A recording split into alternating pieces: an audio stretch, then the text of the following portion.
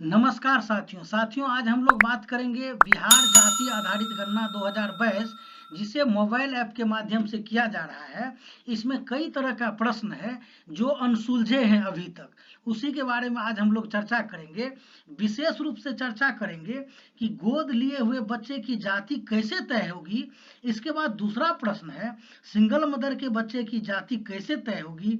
तीसरा प्रश्न है कोई महिला अपने बच्चे के पिता का नाम नहीं बताती है तब बच्चे की जाति क्या दर्शाया जाएगा। इसी तरह के कई और अन्य अनसुलझे प्रश्न हैं जिसका जवाब खोज पाना बहुत ही मुश्किल है। तो आज हम लोग इसी पर चर्चा करेंगे। इस वीडियो में यही चर्चा करेंगे कि किसका क्या आंसर होना चाहिए। इस तरह के कई प्रश्न हैं जिसमें आप उलझ सकते हैं, जिसमें आप कंफ्यूज कर सकते हैं, उसी पर आज हम लोग चर्चा करेंगे इस वीडियो में पूरा बने हुए रहें। मैं सब कुछ आज इस वीडियो में बताऊंगा जिससे आप मोबाइल ऐप से टोटली गणना कर सकते हैं, कहीं भी कोई दिक्कत आपको नहीं आएगी। उसी पर आज हम लोग चर्चा यहाँ करेंगे। ही मोबाइल एप्लीकेशन आप ओपन करेंगे भाई जागा ऐप, तो इसमें आप क्या करेंगे, यहाँ मोबाइल नंबर देंगे और यहाँ पासवर्ड आप डालेंगे। इस पर लॉगिन पर आपको क्लिक करना है। निश्चित ही आपको आईडी पासवर्ड मिल गया होगा। इस पर लॉगिन पर क्लिक करेंगे तो ये पेज आपको ओपन हो जाएगा, ये मेनू ओपन हो जाएगा। यहाँ जो आप देख रहे हैं प्लस का सिंबल जो बना हुआ है एड कास्ट सर्वे डाटा, जैसे ही लॉगिन करेंगे तो ये स्क्रीन आपको दिखाई देगा। ये प्रगणक का लॉगिन है। इसमें आपको क्या करना है, ये प्लस का जो आइकन दिख रहा है एड कास्ट सर्वे डाटा, इस पर आपको क्लिक करना है। जैसे ही इस पर आप क्लिक करेंगे ये स्क्रीन आपको दिख जाएगा। इसमें क्या करना है, जितना भी परिवार का एंट्री होगा, इसमें जो भी परिवार एंट्री होगा उसका डिटेल्स भी यहाँ लिखा हुआ है। शॉर्ट में परिवार के हेड का नाम लिखा हुआ है और इस परिवार में कितना फैमिली मेंबर है वो भी यहाँ पर आपको शो कर रहा है। इसमें क्या करना है आपको, मान लीजिए इस परिवार का अभी सर्वे करना है तो इस पर आप क्या करेंगे, क्लिक कर देंगे। यहाँ पर क्लिक करेंगे तो ये स्क्रीन आपको सामने में आ जाएगा। इसमें क्या है, डिस्ट्रिक्ट नाम कोड लिखा होगा, चार्ज कोड लिखा होगा, पंचायत कोड, वार्ड कोड, विभिन्न तरह का कोड यहाँ पर लिखा हुआ होगा। इसमें आपको क्या करना है, यहाँ जो प्रपत्र संख्या दिख रहा है इसमें आपको गणना प्रपत्र जो मिला है वो मिला हुआ है, हार्ड कॉपी जो मिला हुआ है उसमें गणना प्रपत्र में प्रपत्र संख्या लिखा होगा।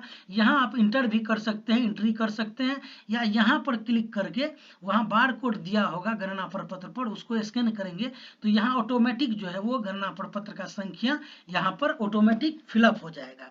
या तो आप लिख भी सकते हैं या स्कैन भी कर सकते हैं। मान लेते हैं हम यहाँ लिख ही दिए, गणना प्रपत्र का जो भी संख्या प्रपत्र संख्या है वो यहाँ लिखे।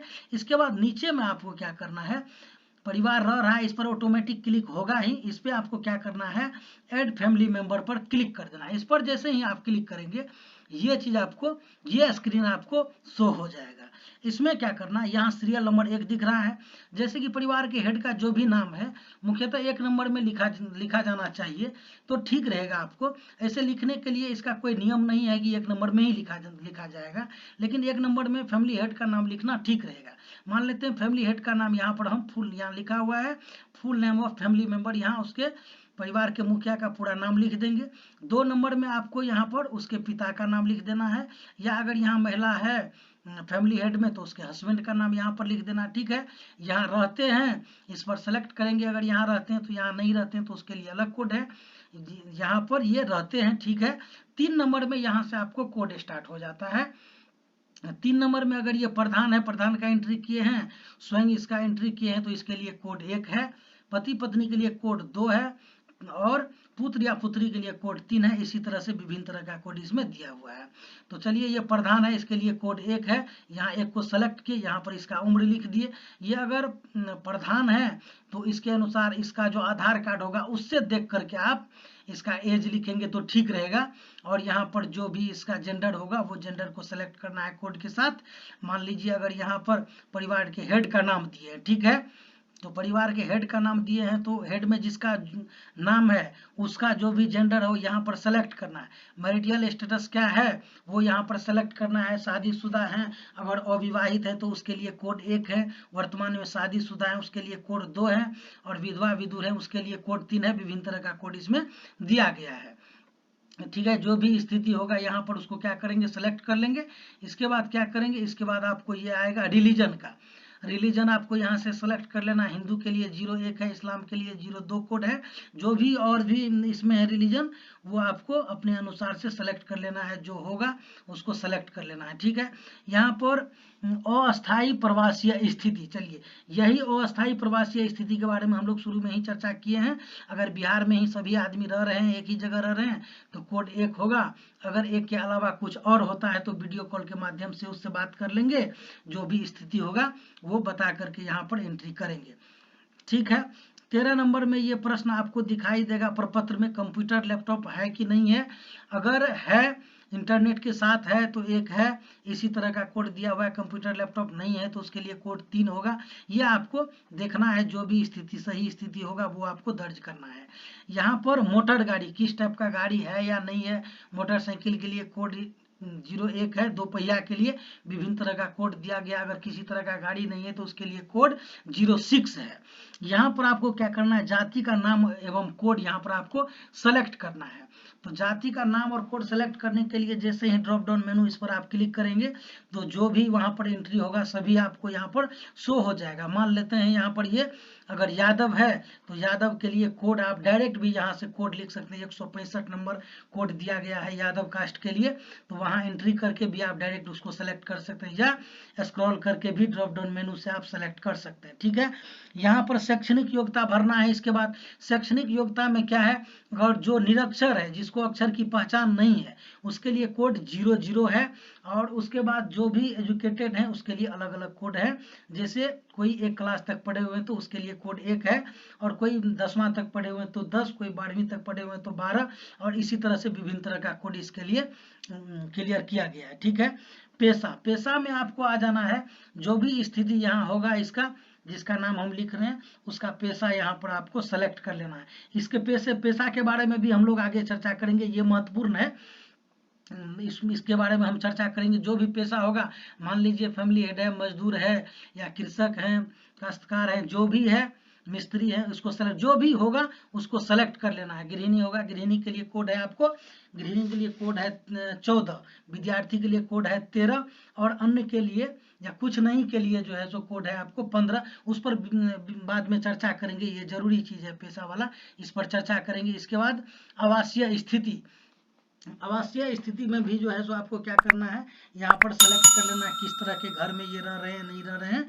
ठीक है, आवासीय स्थिति ही है, आवासीय स्थिति, इसमें आपको सेलेक्ट कर लेना है कि झोपड़ी में रह रहे हैं, मकान में रह रहे हैं, जो भी स्थिति होगा यहाँ पर आपको सेलेक्ट कर लेना है।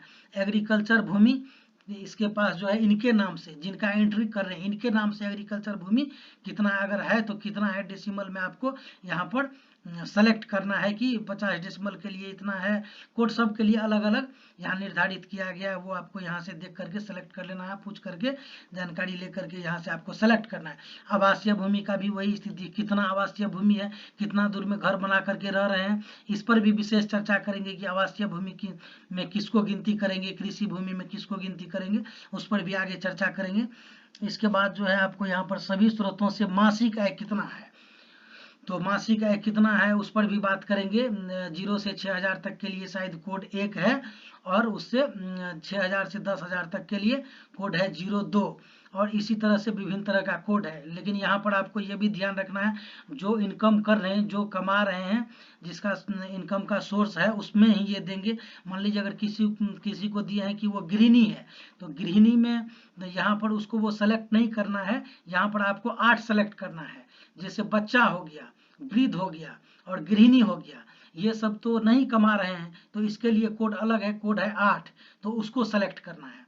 यहाँ पर आधार नंबर देना है, और यहाँ पर सेव एंड नेक्स्ट पर क्लिक करेंगे तो आपको यहाँ ये दिखाई देगा। 7 नेक्स्ट पर जैसे क्लिक करेंगे, मान लीजिए जितना परिवार का होगा सबका एंट्री कर देंगे, तो यहाँ पर आएगा रिव्यू एंड नेक्स्ट, इस पर क्लिक करेंगे तो यहाँ पर आपको रिव्यू एंड नेक्स्ट पर जैसे ही क्लिक करेंगे ये आपको शो करेगा रिव्यू एंड सबमिट। इसके बाद जो है सब कुछ अगर सही पाया गया, अगर यहाँ से भी कोई संशोधन करना है तो एडिट पर क्लिक करके संशोधन कर सकते हैं, और डिलीट पर क्लिक करके इसको डिलीट कर सकते हैं। अगर सब कुछ सही है तो यहाँ रिव्यू एंड सबमिट पर क्लिक करेंगे, वो आपको यहाँ से यहाँ आपको क्या करना है, टिक आउट कर लेना है।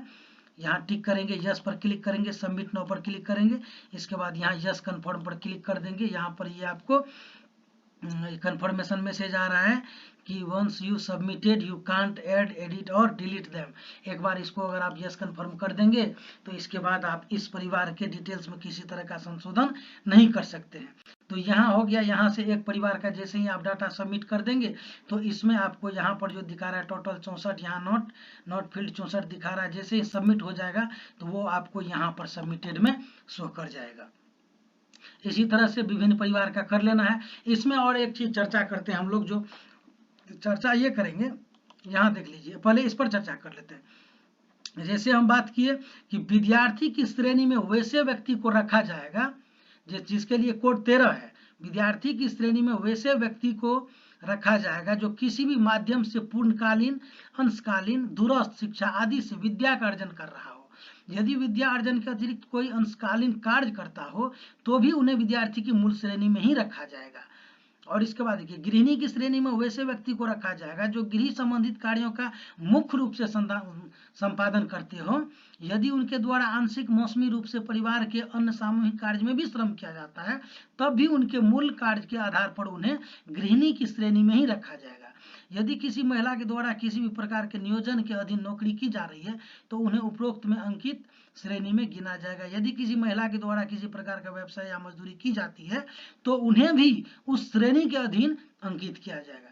कुछ नहीं की श्रेणी में वैसे व्यक्ति को रखा जाएगा, इसको ध्यान से देखना है।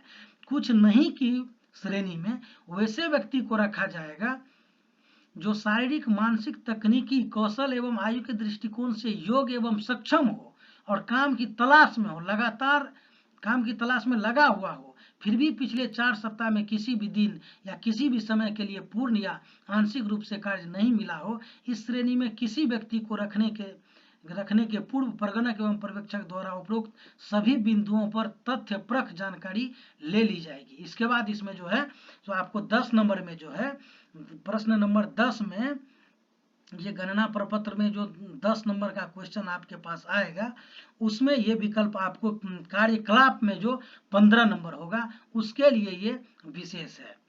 ठीक, कार्यकलाप में 15 नंबर जो होगा उसके लिए ये चीज कुछ नहीं वाला श्रेणी भी वहां पर है 15 नंबर में। और 12 नंबर में है अन्य। तो 12 नंबर में अन्य में आप बच्चा को, वृद्ध को, इन सभी को रखेंगे। और 15 नंबर में जहां कुछ नहीं का ऑप्शन अगर आप सेलेक्ट कर रहे हैं तो उसके लिए इस चीज को ध्यान में रखना है। इसके बाद एक चीज और ध्यान में रखना है, हम लोग यहाँ आते हैं जाति आधारित गणना प्रशिक्षण के मुख्य बिंदु क्या है। देखिए, प्रपत्र जो गणना प्रपत्र जो आपके पास दिया गया है उस प्रपत्र में देवनागरी लिपि यानी हिंदी में ही भरे जाएंगे और मोबाइल ऐप में रोमन लिपि अंग्रेजी में ही भरे जाएंगे। जो रनिंग स्क्रिप्ट होगा मोबाइल में जो शो कर रहा होगा, जो सपोर्टेड होगा रनिंग स्क्रिप्ट, उसमें लिखना है। जैसे राम प्रसाद शाह को आपको मोबाइल ऐप में कैसे लिखना है ऐसे राम प्रसाद शाह, ध्यान रहे कि नए वर्ड का पहला लेटर जो है हमेशा कैपिटल लेटर होगा। जिस तरह से यहाँ से देखिए लिखा हुआ है इस तरह से आपको लिखना है मोबाइल ऐप में। ठीक है, इसके बाद दूसरा नंबर में क्या लिखा हुआ है देखिए, 3 नंबर, प्रपत्र में कोई भी कॉलम या खंड खाली नहीं रहेगा।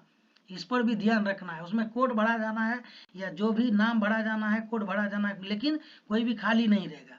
आधार नंबर डालना आवश्यक नहीं है लेकिन आप आधार की मदद से सही विवरण भर सकते हैं। अतएव अपने स्वविवेक से काम लें, जो सही गणना हो वो कार्य आपको करना है। नवजात शिशु से लेकर 12 महीने से कम उम्र तक के बच्चे की आयु 1 वर्ष भरी जाएगी। ध्यान रहे कि आयु हमेशा पूर्ण वर्ष में भरी जाएगी। यहाँ ये विशेष बिंदु है, प्रपत्र में आयु भरने के लिए 3 खाने बने हुए हैं। आयु भरते समय ध्यान रहे कि हमेशा दाएं से बाएं भरें। और यदि किसी व्यक्ति की आयु 19 वर्ष है तो इसके लिए प्रपत्र में 0-19 भरा जाना है, क्योंकि वहां पर 3 कॉलम बना हुआ है, 3 खांचा बना हुआ है, 0-19 भरा जाना है। देखिए, इसके बाद प्रथम चरण के बाद जन्मे शिशु या नवविवाहितों की भी गणना करनी है, परंतु उनका विवरण प्रपत्र में अंकित नहीं करना। या ये आपको क्या करना है, अपने पर्यवेक्षक से समझ करके तालमेल बैठा करके इसके बाद इस तरह का एंट्री आप करेंगे तो बेहतर रहेगा। इसके बाद किसी भी हाल में किसी भी व्यक्ति की गणना 2 स्थान पर नहीं होनी चाहिए, ये बहुत ही महत्वपूर्ण है। राशन कार्ड के माध्यम से भी कई जानकारी प्राप्त की जा सकती है, बिल्कुल सही है। कास्ट सर्टिफिकेट से जाति की सूचना प्राप्त की जा सकती है, ठीक है, यहाँ भी ध्यान रखने की बात है। इंटरकास्ट मैरिज की स्थिति में भी आप ध्यान में रखेंगे। मृत व्यक्ति की गणना प्रपत्र में नहीं होगी, इसकी विशेष ध्यान रखनी है। प्रपत्र में नाम से पहले श्री या श्रीमती का प्रयोग नहीं करना है। स्वर्ग या मरहूम लिखा जा सकता है, जो इसके लिए मान लीजिए जिसकी मृत्यु हो गई उसके लिए स्वर्गीय या मरहूम लिखा जाता है, ये लिखा जा सकता है। उसके बाद आपको है कि आवास से स्थिति का निर्धारण परिसर में स्थित पक्के भवन से होगा। यदि एक कमरा भी पक्का हो और भवन का अन्य हिस्सा कच्चा भी हो तो उसे पक्के मकान की श्रेणी में रखेंगे, ठीक है। इसी तरह से विभिन्न तरह का जो है ये चीज दिया हुआ है, आप इस चीज का भी ध्यान रखें, विशेष ध्यान रखेंगे। प्रगणक के हस्ताक्षर एवं दिनांक के 1 दिन बाद पर्यवेक्षक का हस्ताक्षर व दिनांक होगा। वीडियो बहुत लंबा हो जाएगा, इसका लेंथ बहुत लंबा हो जाएगा, इसलिए इसको यहीं समाप्त करते हैं। और अन्य जानकारी जो महत्वपूर्ण जानकारी है वो आपको अगले वीडियो में दिया जाएगा। ये इस पर हम लोग चर्चा कर लें एक बार कि क्वेश्चन नंबर 10 जो गणना प्रपत्र में है, पेशे में यदि कोड 13 यानी विद्यार्थी, 14 यानी कि गृहिणी या 15 कुछ नहीं भरा गया हो तो 17 नंबर के कॉलम में हमेशा कोड 8 भरा जाएगा। इसका यह मतलब है गृहिणी, विद्यार्थी और जो कार्य नहीं कर रहा, जो बेरोजगार है, मान लीजिए 15 नंबर जिसका सेलेक्ट किए हैं, वो लोग अभी तक क्या कर रहे हैं, कुछ अर्जित नहीं कर रहे हैं, इनकम का सोर्स इनका नहीं है, तो उसके लिए कोड है 08, ठीक है। गृह स्वामी की पत्नी व पुत्र वधू का विवरण भरते समय क्वेश्चन 2 में हमेशा उनके पति का नाम भरें। बहुत धन्यवाद।